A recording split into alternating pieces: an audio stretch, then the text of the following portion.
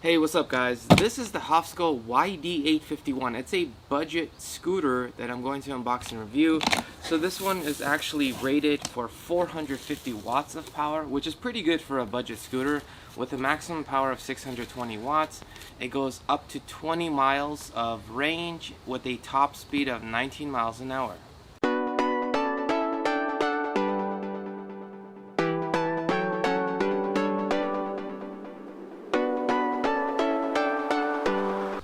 So we get the manual, which has some instructions and some pictures. Comes with the screws and Allen wrench for the handlebar.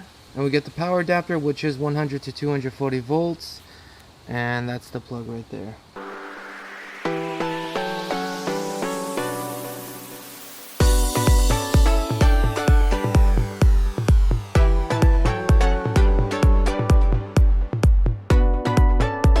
For the controls, we have the back brakes, which are drum brakes. We have our bell. This is for the folding mechanism, so it could attach to the rear fender, so you could carry it from the stem. Hold for about 2 seconds and the power is on. So currently it's at 3, which is the fastest mode. Tap it once, it goes to the slowest mode, and back to standard, and back to the fast mode. And again, so it oscillates between the modes. Double tap and it turns on the lights.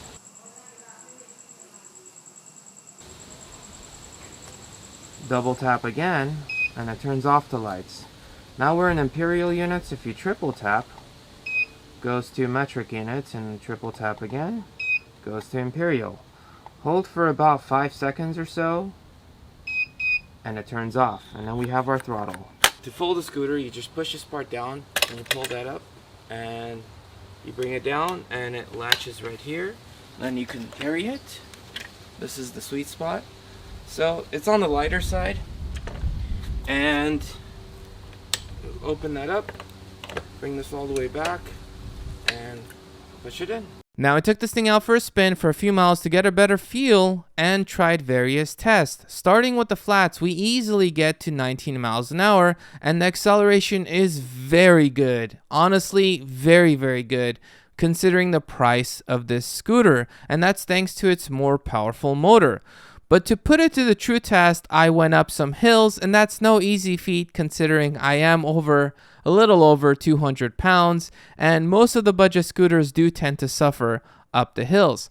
Now this hill is a much more difficult hill and it's much more lengthy, but you can see it's actually taking me up at 8 miles an hour. It will slow down to 7 and towards the end 6 miles an hour, but it will take me up there. Now this other hill is even more lengthy and more inclined, and this one is really the true test that I do.